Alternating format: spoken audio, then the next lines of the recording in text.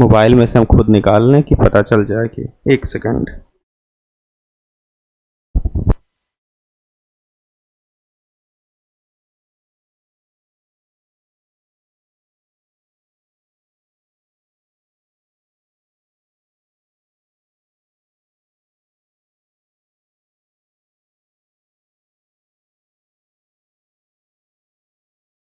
ठीक ठीक, चलिए आज आप सभी लोग मैस्लो का अभिप्रेरणा सिद्धांत पढ़ेंगे। देखिए मैस्लो का अभिप्रेरणा सिद्धांत 2020 से 23 के बीच में कई बार पूछा है बहुत आसान, इसलिए आराम से पढ़ते हैं और जल्दी ही सीख जाएंगे। देखिए सबसे पहली बात, यूजीसी फर्स्ट पेपर में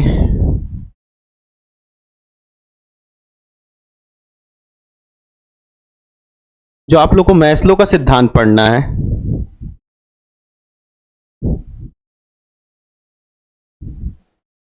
बहुत आसान, इसमें कोई समस्या ही नहीं होगी। अब इस सिद्धांत के बहुत से अन्य नाम हैं। सिद्धांत पढ़ाने से पहले ये जान लो इसके नाम क्या क्या यूजीसी में पूछे जा सकते हैं। मान लो पहला तो हम कहते हैं आवश्यकता पूर्ति का सिद्धांत या आवश्यकता का सिद्धांत,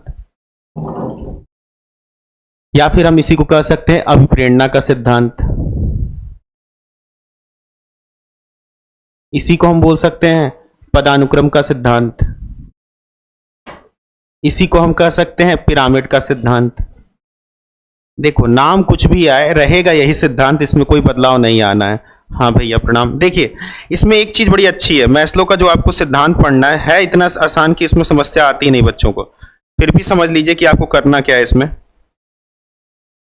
मैस्लो जो है बहुत ही केंद्रित सिद्धांत दे करके चले गए हैं जिसमें बच्चों को थोड़ी भी तकलीफ नहीं होती है। देखो इतनी बात समझ में आ जाए, वो चाहे बोल सकता है मैस्लो का आवश्यकता पदानुक्रम सिद्धांत, वो बोल सकता है मैस्लो का अभिप्रेरणा सिद्धांत या पिरामिड सिद्धांत या प्रेरणा सिद्धांत, कुछ भी देगा, समझना एक ही सिद्धांत पे है हमें। ठीक, तो चलो अब एक बेसिक तरीके से समझाते हैं, आसानी से समझना। मान लो तुम धरती पे पहले व्यक्ति हो, ध्यान से समझना, धरती पे आप क्या है, पहले व्यक्ति हैं। ठीक, जब आप धरती पे पहले व्यक्ति होंगे तो 4-5 घंटा मान लो जंगल में टहलोगे, घूमोगे, टहलोगे, टहलने लगे। टहलने के बाद जब इतना मेहनत किए रहोगे तो तुम्हें क्या लगेगी सबसे पहले,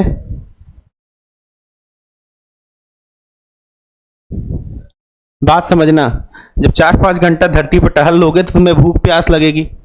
तो एक चीज ध्यान दो, जब तक तुम अपनी भूख प्यास को शांत नहीं करोगे आगे अब कोई और काम कर ही नहीं सकते। नहीं करोगे ना भाई, तुम्हारी भूख प्यास लगी, उसको सबसे पहले तुम क्या करना चाहोगे, शांत करना चाहोगे। तो मान लो तुम्हारी भूख प्यास हो गई शांत, ठीक है, ये शांत हो गई। शांत होने के बाद अब जंगल में टहल रहे थे, ठंडी गर्मी बरसात कुछ भी लगेगी तो एक आसरा ढूंढोगे। आसरा समझ लो घर ढूंढोगे, या फिर पहनने के लिए कपड़ा या पत्ते ढूंढोगे, कुछ तो करोगे। तो आसरा या घर ढूंढोगे।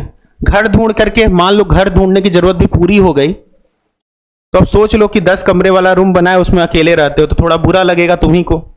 तो सोचोगे कोई मिल जाए पास पड़ोस में, मित्र यार, सगा संबंधी,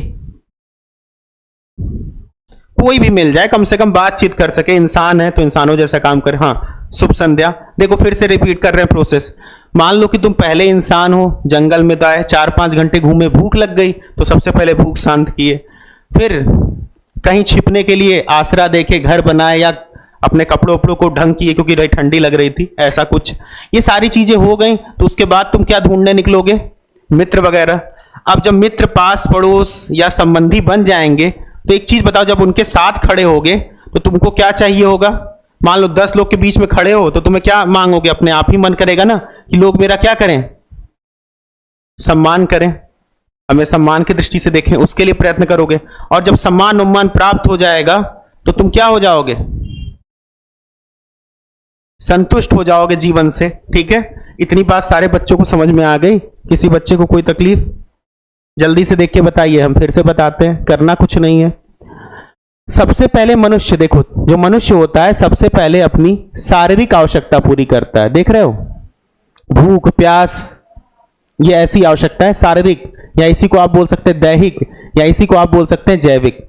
सबसे पहले मनुष्य अपनी शारीरिक आवश्यकता पूरी करेगा। जब उसकी शारीरिक आवश्यकता पूरी हो जाएगी तो वो अगली आवश्यकता की तरफ जाएगा, सुरक्षा की आवश्यकता। घर ढूंढना, कपड़े पहनना, आसरा वाली स्थिति क्या हो जाएगी, सुरक्षा की आवश्यकता हो जाएगी। जब सुरक्षा की आवश्यकता पूरी हो जाएगी तब वो किस आवश्यकता की तरफ जाएगा, संबंधों की आवश्यकता, प्रेम और स्नेह की आवश्यकता। संबंधों की आवश्यकता पूरी हो जाएगी, और जब संबंधों की आवश्यकता पूरी हो जाएगी तब वो सम्मान की अवस्था पे जाएगा, सम्मान ढूंढेगा। सम्मान उसको मिलने लगेगा तो वो संतुष्ट हो जाएगा, जिसे इस संतुष्टता को ही हम क्या बोल सकते हैं, आत्मसिद्धि की आवश्यकता। क्लियर हो गई बात? इतना ही सब मैस्लो का सिद्धांत है। तो चलिए अब इसको हम आपको डायग्राम में बताते हैं, आसानी से समझना, कोई दिक्कत नहीं होगी। किसी बच्चे को कोई समस्या हो तो पूछ लो। जल्दी से बताओ, कॉन्सेप्ट क्लियर हो गया? हाँ भैया, शुभ संध्या। कॉन्सेप्ट क्लियर हो गया मैस्लो के सिद्धांत का? मैंने आपको समझाया, पीछे जाकर के फिर से समझा दे रहे हैं।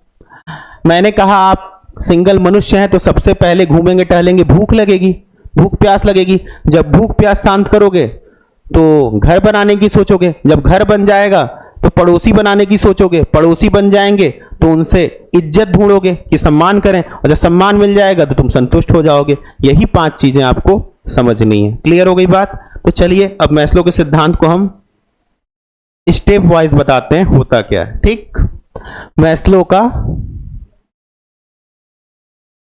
सिद्धांत ऐसे तो ये पिरामिड में बन के आता है, तो मैं पिरामिड नहीं बनाऊंगा, स्टेप बाय स्टेप लिखा दूंगा। पहला देखो, नंबर 1, सबसे पहले दैहिक, इसी को आप दूसरे भाषा में बोल सकते हो शारीरिक, इसी को अन्य रूप में बोल सकते हो जैविक आवश्यकता। सबसे पहले हम किस आवश्यकता की पूर्ति करेंगे, दैहिक, शारीरिक या जैविक आवश्यकताओं की। जैसे एग्जाम्पल के लिए भूख, प्यास, उत्सर्जन, प्रजनन जैसी क्रियाएं, ये सारी चीजें दैहिक आवश्यकताओं के अंतर्गत आती हैं। दूसरा, नंबर 2, जब आपकी भूख प्यास की आवश्यकता पूरी हो जाती है तब आप सुरक्षा की आवश्यकता की तरफ बढ़ते हैं। दूसरी आवश्यकता क्या है, सुरक्षा की आवश्यकता। मैस्लो ने कहा कि ये दूसरी आवश्यकता क्या होती है, सुरक्षा की आवश्यकता होती है। अब सुरक्षा की आवश्यकता पूर्ति में क्या आती है, रोटी कपड़ा मकान, वैसे जानते हो, रोटी हटा दो तो इसकी है, आप समझ लीजिए मकान, नौकरी की आवश्यकता, नौकरी करके अपना भविष्य सुरक्षित करते हो, या फिर ऐसी ही चीजें, कपड़े इत्यादि। कुल मिला के इतना समझ लेना बहुत है, बहुत मेहनत की आवश्यकता नहीं है। तीसरा, नंबर 3 पे क्या आती है, जब आपकी दैहिक आवश्यकता पूरी हो गई, सुरक्षा की हो गई, तब आपके संबंध की आवश्यकता की पूर्ति होनी चाहिए। संबंध की आवश्यकता, क्योंकि मनुष्य सामाजिक प्राणी, अकेले रह ही नहीं पाएगा, तो वो क्या ढूंढेगा, मित्र बनाएगा, पड़ोसी बनाएगा, रिश्तेदार बनाएगा, मतलब संबंध स्थापित करेगा। ठीक। नंबर 4, अब ये 3 आवश्यकताएं ध्यान देना, ये तीनों आवश्यकताएं कैसी होती हैं, इसको हम बोल सकते हैं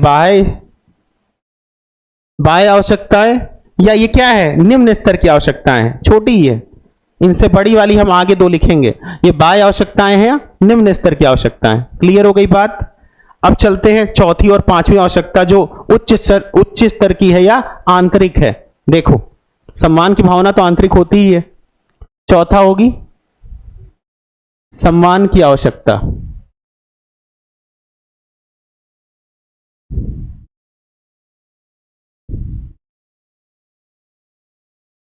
तो हम चौथी क्या है, सम्मान की आवश्यकता, और 5वीं क्या है, सम्मान प्राप्त होने के बाद आत्मसिद्धि की आवश्यकता। ये उच्चतम आवश्यकता है।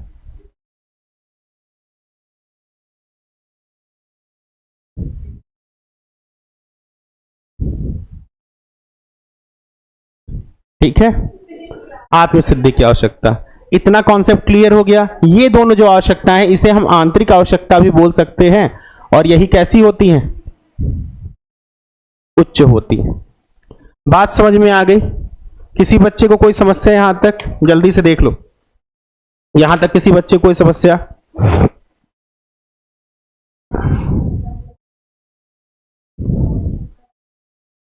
ठीक है, चलो क्लियर है, समझ में आ गया। बहुत सिंपल सी बात है। देखो मैं क्रम ऐसे समझ लो, पहले आप क्या करोगे, दैहिक आवश्यकता पूरी करोगे, फिर आप सुरक्षा की पूरी करोगे, फिर आप संबंध की पूरी करोगे, फिर आप सम्मान की पूरी करोगे, और अंतिम में आत्मसिद्धि की अवस्था पे पहुंच जाओगे। यही है मैस्लो का सिद्धांत। तो ये दोनों क्या है, आंतरिक और उच्च अवस्था, और ये तीनों क्या है, बाह्य और निम्न अवस्था। देखा जाए तो संबंध मिश्रित अवस्था में आता है, मिला जुला रूप है आंतरिक और बाह्य का। ठीक, तो इतना सा सिद्धांत है मैस्लो का। अब इसकी एक अंतिम छोटी सी बात, मैस्लो ने 2 किताबें लिखी थी, उनके नाम जान लो कम से कम, क्योंकि यूजीसी बाय द वे मिलाने को पूछ दे तो बताने लायक रहोगे। मैस्लो की 2 किताबें बड़ी प्रसिद्ध हैं, वैसे बहुत पूछी नहीं जाएंगी, अगर आ गया तो बता लोगे। ठीक है, पहली है motivation and personality. Motivation and personality पहली किताब है। दूसरी क्या है, a theory of human motivation.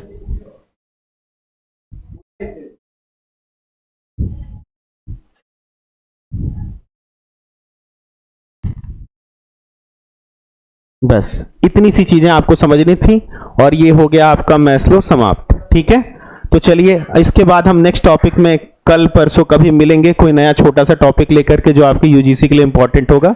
तब तक के लिए धन्यवाद, पढ़ते लिखते नजर आइए। ठीक।